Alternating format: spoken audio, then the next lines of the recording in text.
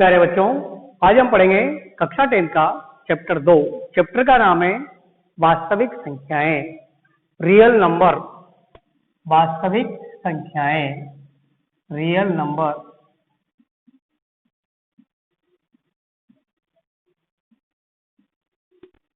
वास्तविक संख्याओं में सबसे पहले हम पढ़ेंगे यूक्लिड विभाजन प्रमेय का, जो मैंने आपको चैप्टर 1 समझाया था, उस समय समझा दी थी कि क्या होती है।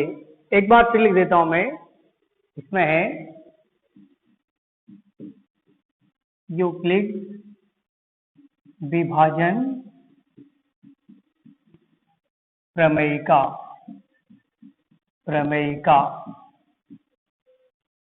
ये होती है a बराबर b q plus r. a बराबर बी क्यू प्लस आर, जहां पर a तो भाज्य संख्या होती है, b भाजक होता है, q भागफल होता है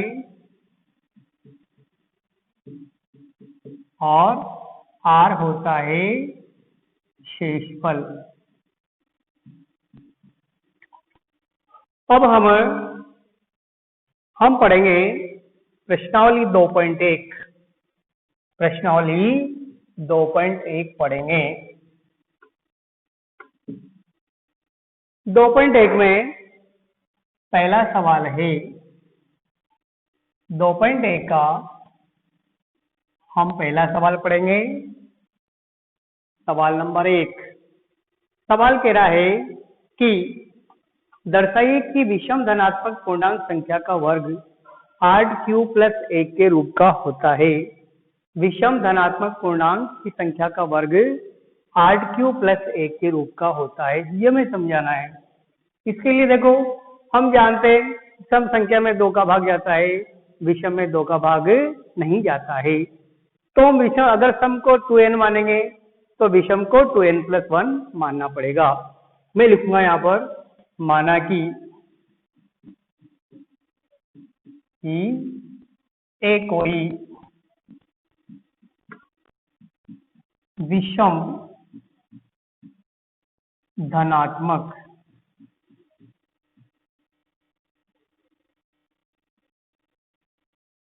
पूर्णांक है। माना कि a कोई विषम धनात्मक पूर्णांक है, तब a को हम किस रूप का मानेंगे? 2n plus 1। तब हमें a को 2n प्लस 1 के रूप का मानना पड़ेगा। क्यों? क्योंकि 2n क्या है? समपूर्णांक। 2n क्या है? समपूर्णांक है। तो 2n प्लस 1 विषम पूर्णांक मानना पड़ेगा, जहां n का मान हो सकता है 1, 2, 3, 4 ऐसे। ये n का मान हो सकता है। अब वो कह रहा है कि धनात्मक पूर्णांक, विषम धनात्मक पूर्णांक का वर्ग 8q प्लस 1 के रूप का होगा, तो हम इसका वर्ग करेंगे। यहां लिखूंगा मैं, दोनों ओर वर्ग करने पर, बराबर के पहले भी और बराबर के बाद में भी, a का स्क्वायर 2n प्लस 1 का स्क्वायर, तो ये हो जाएगा a square equal to 4n square और n प्लस 1।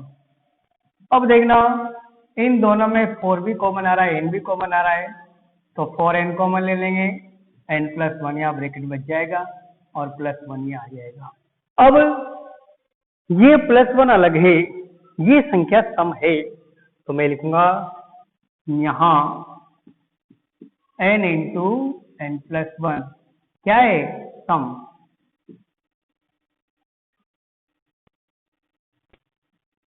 जब ये सम है तो सम संख्या किस रूप की होती है? 2n रूप की। अगर मैं q को धनात्मक पूर्णांक मान लूं तो ये 2q के रूप में, तो q क्या है? एक धनात्मक पूर्णांक है। 2q क्या है? सम संख्या। ये क्या है, सम। तो n into n plus one sum है, यानी इसको मैंने मान लिया 2q के बराबर। तो यहाँ पर इसमें n into n plus one लिखा है, इसके स्थान पर हम भर सकते हैं 2q। तो a स्क्वायर बराबर आ जाएगा 4 इंटू 2q प्लस 1, मल्टीप्लाई करेंगे 8q प्लस 1, तो यहाँ पर आ जाएगा a स्क्वायर का मान आ जाएगा 8q प्लस 8। हमें यही सिद्ध करना था कि धनात्मक पूर्णांक का वर्ग 8q प्लस 1 के रूप का होता है। यहाँ लिखेंगे, अतः सिद्ध होता है कि धनात्मक पूर्णांक का वर्ग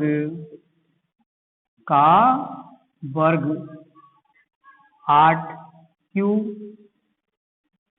विषम धनात्मक पूर्णांक का वर्ग 8q प्लस 1 के रूप का होता है।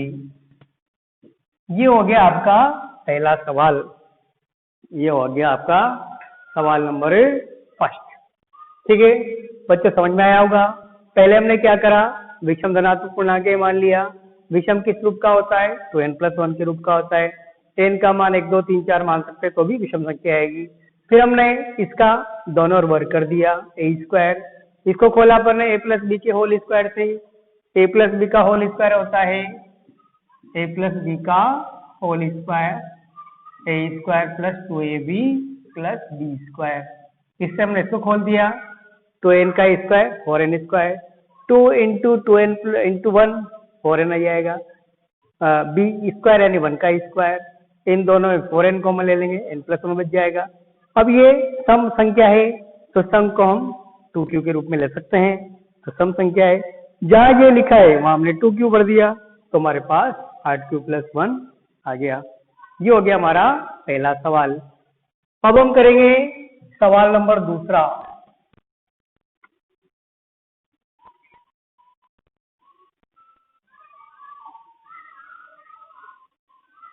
अब हम करेंगे सवाल नंबर 2। दूसरे सवाल में पूछा है, दर्शाइए कि यूक्लिड विभाजन प्रमेय का धनात्मक पूर्णांक का घन 9q प्लस 1 और 9q प्लस 8 के रूप का होता है। यह हमें इसे दर्शाना है। तो यहाँ लिखेंगे, माना कि a कोई धनात्मक पूर्णांक है तथा b बराबर 3 मान लेंगे, क्योंकि वो कह रहा है 9q प्लस 1 9q प्लस 8 के रूप का होगा, यानी 9 किससे डिवाइड है, 3 से। b का मान हमने 3 मान लिया। तो हम r का मान कैसे लिखते हैं, 0 बड़ा या बराबर और b से छोटा। तो 0 r का r, b लिखा है वहां भर देंगे 3। तो r के संभावित मान क्या क्या आएंगे, 0 से 3 सॉरी 3 से छोटा, 0 से 0 1 2 होंगे। ये हो गए r के संभावित मान। जब r के संभावित मान ये है, हमने पढ़ी है प्रमेय का a बराबर bq प्लस r, ये हमने पढ़ी है। तो जहां b का मान रखा है वहां 3 भर देंगे, जहां r है वहां 1 2 3 भर देंगे, तो a के संभावित मान आ जाएंगे, a के संभावित मान। देखो a का तो a रहेगा, लेकिन bq प्लस r लिखा है, b लिखा है वहां पर 3 भर देंगे। q का जहां q लिखा है यहां मैं और कुछ मान सकता हूं, क्योंकि q तो बुक में दे रखा है, a मान लिया मैंने। तो 3m, r लिखा है जहां 0, 3m, r लिखा है जहां 1, 3m, r लिखा है जहां 2। b का मान 3 आएगा, इसे m का है, r का मान एक बार 0 एक बार 1 एक बार 2। तो ये हो गए 3m प्लस 1, 3m +1 और 3m+2। ये हो गए R के संभावित मान, ठीक है, सॉरी A के संभावित मान। अब इनका घन करना है, तो पहले लिखूंगा मैं, यदि A बराबर 3m, अगर हमने A का मान 3m ले लिया और दोनों ओर घन करेंगे, तो मैं लिखूंगा दोनों ओर घन करने पर, यानी क्यूब करेंगे, तो A का तो क्यूब आ ही जाएगा और 3m का क्यूब। 3 को 3 बार 3 गुणा 3 गुणा 3 27 m क्यूब। इसको मैं 9 इंटू 3m क्यूब कर सकता हूँ। अब यहाँ देखना, क्योंकि m पूर्णांक है, m क्या है, धनात्मक पूर्णांक, m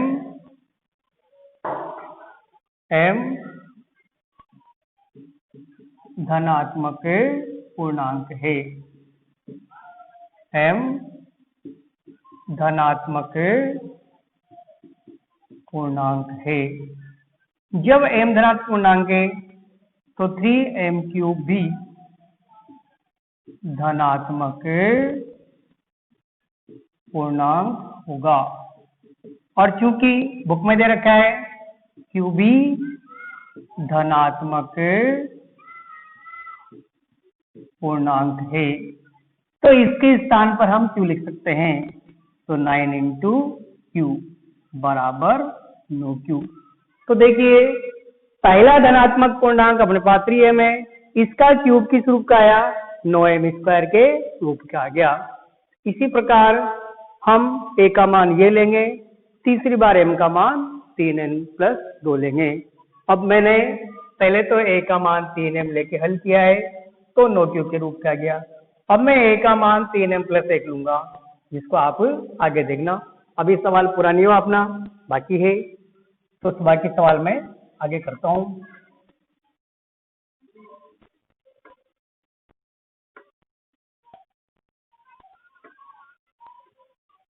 हम a का मान लेते हैं, यदि a बराबर 3m+1, ये ले लिया। यहाँ भी वही, दोनों ओर घन करने पर, दोनों ओर क्या करेंगे, घन, बराबर के पहले भी बराबर के बाद में भी।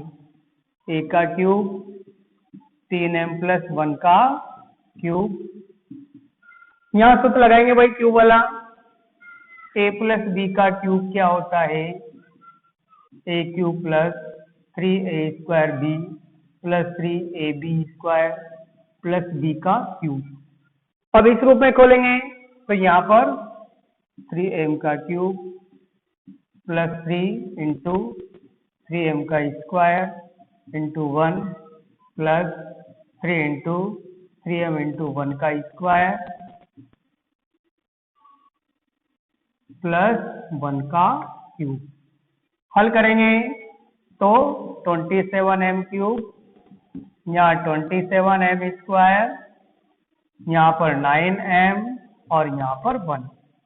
देखिए, इन तीनों में 9 कॉमन आ रहा है, तो हमने 9 कॉमन ले लिया। यहाँ बचेगा 3, यहाँ 9, नहीं यहाँ भी 3 ही आएगा,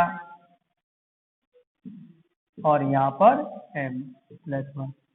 जैसा हमने इसके पहले किया था, m एक पूर्णांक है, तो ये भी क्या होगा, पूर्णांक है, और चूंकि q भी एक पूर्णांक है, इसके स्थान पर q आ जाएगा, तो हो जाएगा 9q + 1। ठीक है, तो ये भी a क्यूब का मान कितना आ गया, 9q + 1। इसी प्रकार हम a का मान ले लेंगे 3m+2, इसका भी घन करेंगे, तो a³ बराबर 3m+2 का क्यूब, जैसे हमने यहाँ किया है। तो यहाँ भी वही आएगा, 3m का क्यूब हो जाएगा 3 into 3m² into 2, 3 into 3m into 2 का स्क्वायर और 2 का क्यूब, जैसे हमने यहाँ किया है। यहाँ आएगा, इसको आगे अपन लिखेंगे,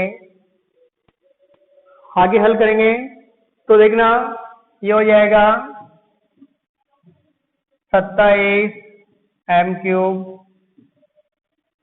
प्लस 3 9 27 दूनी 54 54 m स्क्वायर हल करेंगे 9 9 चौक 36 m प्लस 8 सब में 9 तीनों में 9 कॉमन आ रहा है 3 m cube 6 m square 4 m plus 8 अब ये भी पूर्णांक है तो 9 क्यूब प्लस 8 अब आपने देखा यहाँ भी a क्यूब का मान किस रूप का आ गया 9 क्यूब प्लस 8 का रूप का अतः धनात्मक पूर्णांक का घन किस रूप का होगा 9 क्यूब प्लस 1 और 9 क्यूब प्लस 8 के रूप का होगा।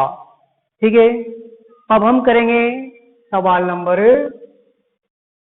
ये सवाल नंबर दूसरा था हमने बताया जो यह सवाल नंबर दूसरा था, पहला सवाल पहले करा चुके, सवाल नंबर दूसरा था ये। अब अगला सवाल करेंगे सवाल नंबर तीसरा।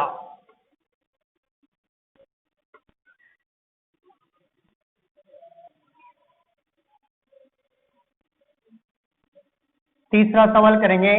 देखो सवाल अपने पास है, सवाल में पूछा है कि दर्शाइए कि धनात्मक पूर्णांक विषम पूर्णांक संख्या को 6q plus 1, 6q plus 3, 6q plus 5 के रूप में लिख सकते हैं। तीसरा में यहाँ भी लिखेंगे माना कि ए कोई धनात्मक पूर्णांक है, माना कि ए कोई धनात्मक पूर्णांक है तथा इसमें b के मान को 6 ले लेंगे तो r का मान क्या हो जाएगा 0 बढ़ाया बराबर लेकिन 6 से छोटा, तो r के संभावित मान आएंगे जैसे हमने पहले सवाल में ज्ञात किया 6 से छोटे स्टार्टिंग 0 से करेंगे 0 1 2 3 4 5, तो a के संभावित मान हो जाएंगे, a के संभावित मान क्या हो जाएंगे, वही सूत्र काम लेंगे जो अपन ने पहले लिया था a बराबर b Q plus r, b का मान तो 6, तो 6q प्लस 0 लिखेंगे एक बार, 6q प्लस 1 लेंगे, 6q plus 2, 6q plus 3, 6q plus 4 और 6q प्लस 5, यानी 0 से 5 तक ले लिया अपन ने। अब इनमें से देखना क्या आ जाएगा 6q plus 1, 6q plus 2, 6q plus 3, 6q plus 4 और 6q प्लस 5। इनमें से फर्स्ट, थर्ड और फिफ्थ इनमें 2 का भाग जा रहा है, इनमें से